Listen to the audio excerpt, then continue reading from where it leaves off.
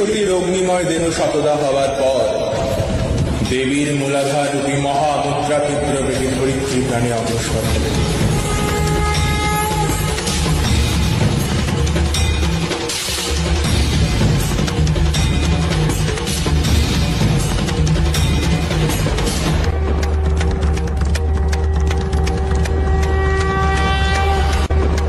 মহামায়ার মহাতেজময় সূর্যাঙ্গ দ্বারা সৃষ্টির ছেদন রোধিতে স্বয়ং ব্রহ্মা বিষ্ণু মহেশ্বর নিজ সর্বশক্তিপুঞ্জ একত্র করে ধারণ করলেন তিনটি বিশাল পর্বতের স্বরূপ।